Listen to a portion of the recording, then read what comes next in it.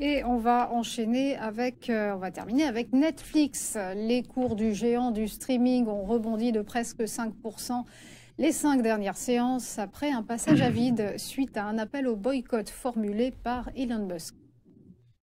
Exactement, mais là on est sur une valeur, bon voilà, on est sur une valeur qui flambe depuis maintenant plusieurs mois, depuis plusieurs années, qui après, au début de l'année avait dessiné une phase de latéralisation entre la zone des 1050 et des 820 et qui s'en est extrait, pardon, brutalement en rebondissant sur les 1300. Depuis, on est aussi sur une phase de latéralisation qui est représentée par un canal descendant et tout simplement en fait, hein, en fin de semaine, vendredi, il y a eu une tentative de passer au-dessus, de breaker, de casser cette résistance oblique.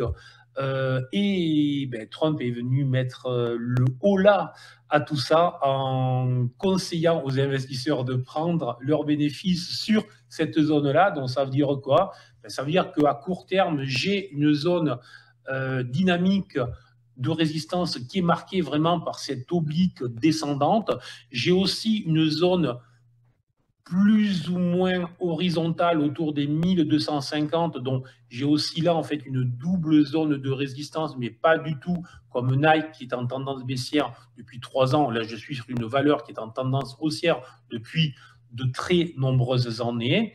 Donc tout simplement, plutôt à l'achat, à court terme, une zone de résistance, donc ne pas se précipiter, mais par contre, surveiller tout simplement une cassure, une clôture au-delà des 1250 représenterait probablement un joli signal d'achat avec un stop qui pourrait être placé relativement serré sous les 1220 ou les 1200. Donc, surveiller ce qui va se passer sur la journée, voire sur les 2, 3 prochaines journées. Tant que les 1250 ne sont pas revus, il faut considérer que la résistance joue son rôle. Par contre, une clôture au-delà des 1250 pourrait être un joli signal d'achat.